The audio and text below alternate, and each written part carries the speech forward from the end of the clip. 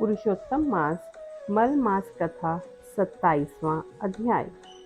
श्री नारायण बोले, वाल्मीकि ऋषि इस तरह राजा दृढ़धन्वा को उदापन विधि बताकर कहने लगे।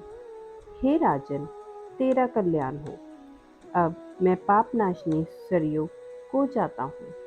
तब राजा आनंद युक्त स्त्री सहित उनकी पूजा करने लगा। ऋषि ने राजा की पूजा को अंगीकार कर उसे आशीर्वाद दिया। तब सायंकाल हो जाने पर वाल्मीकि ऋषि वहां से चल दिए। राजा भी सीमा तक उनको पहुंचाकर अपने घर आया तथा अपनी रानी गुणसुंदरी से बोला, हे सुंदरी, रागद्वेष वाले गंधर्व नगर के समान इस असार संसार में मनुष्य को क्या सुख है। नाशवान शरीर को छोड़कर ध्रुव को प्राप्त करने के लिए, श्री पुरुषोत्तम का स्मरण करने के लिए मैं वन में जाता हूँ। तब वह पतिव्रता ऐसे वचन सुनकर अत्यंत नम्रता से हाथ जोड़कर कहने लगी, हे पतिदेव, मैं भी आपके साथ चलूंगी। पतिव्रता स्त्रियों के लिए तो पति ही देवता है।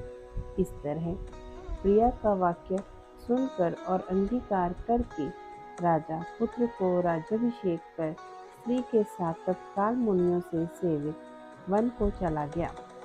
इस तरह व्रत की विधि में स्थित हुए तपोनिधि राजा की पतिव्रता रानी सेवा में तत्पर रहती।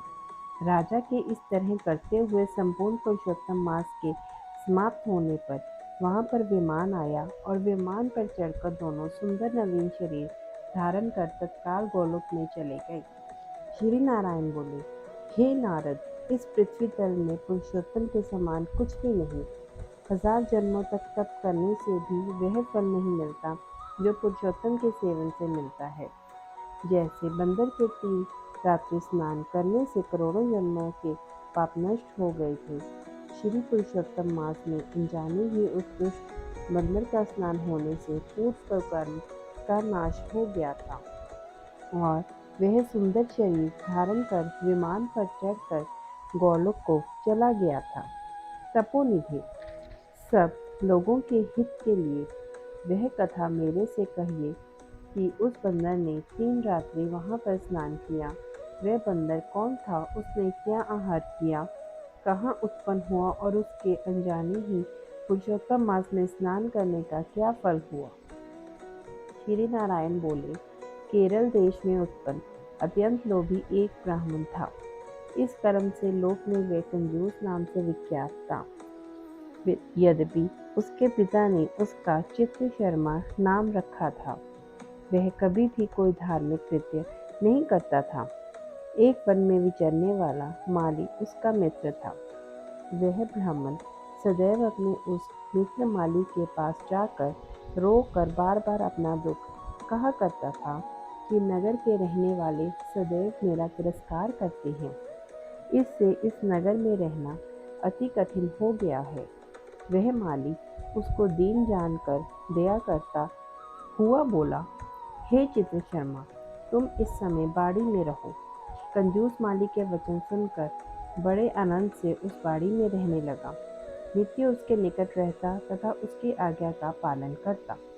तब उस माली के अत्यंत विश्वास से उस बाड़ी का उसको अधिपति बना दिया और सब प्रकार से बाड़ी की चिंता को छोड़कर स्वयं ने राजा मंदिर में नौकरी कर ली। इधर लोभ से अत्यंत दुर्बल वह कंजूस बेचने से बचे फलों को बड़े आनंद से निर्भर होकर खाने लगा। उस पहाड़ी में उत्पन्न हुए द्रव्य को निर्भय होकर आप ही ग्रहण कर लेता और जब माली पूछता तो असत्य बोलकर बहाना करता। इस तरह बुढ़ापे से गलित शरीर वाला वह दुर्बंधी कंजूस तब वर्ष का हो गया। तत्पश्चात वह मूढ़ बुद्धि वाला कंजूस मृत्यु को प्राप्त हो गया। उसको जलाने के लिए काष्ठ भी नहीं मिला। मरने के पश्चात वह यमदूतों के मुद्गरों की मार से हाहाकार करता हुआ अति भयंकर यम मार्ग को चला। चित्रगुप्त उसको देखकर उसके शुभ अशुभ कर्मों को देखकर अपने स्वामी धर्मराज से कहने लगा, यह कंजूस ब्राह्मण अधर्मी है। इस दुर्बुद्धि वाले धन के लोभी का कुछ भी अच्छा कार्य नहीं हुआ। यह बाड़ी में रहता हुआ बड़े पाप कर्म करता था।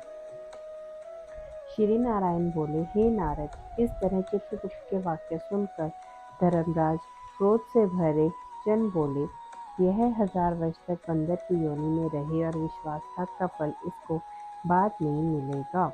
जय श्री हरि।